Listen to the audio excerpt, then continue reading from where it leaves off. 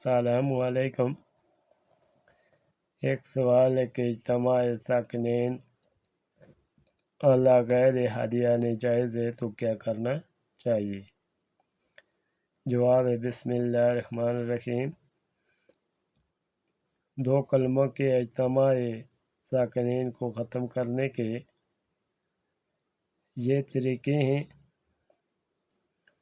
اگر پہلا ساکن حرف مدہ ہو تو حذف کیا جائے گا، جیسے پڑھنے میں آئے گا وَاسْتَبَقَ الْبَابَ فِي الْأَرْضِ۔ اگر پہلا ساکن میم جمع ہو تو اس کو ضمہ دے دیں گے، جیسے پڑھنے میں آئے گا عَلَيْكُمُ الْقِتَالُ۔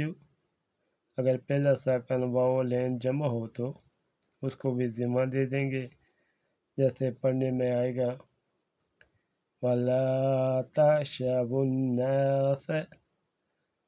اگر پہلا ساکن مین کا نون ہو تو زبر دیں گے، جیسے پڑھنے میں آئے گا مِنَ النَّاسِ۔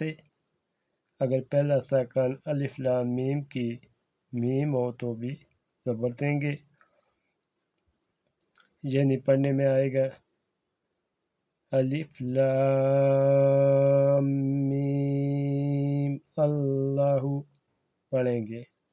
اگر ان میں سے کوئی بھی صورت نہ ہو تو پھر پہلے ساکن کو زبر دیں گے، جیسے پڑھنے میں آئے گا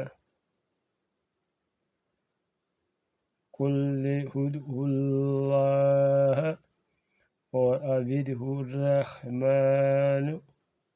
ایک کلمہ کے آخر میں تنوین ہو، دوسرے کے شروع میں حمزہ وصل ہو تو حمزہ وصل حذف ہوگا۔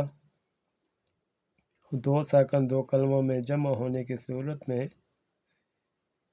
پیدا ہو جائے گی۔ پہلے ساکن یعنی تنوین کو کسرہ دے دیں گے، جیسے پڑھنے میں آئے گا بِزِینَةِ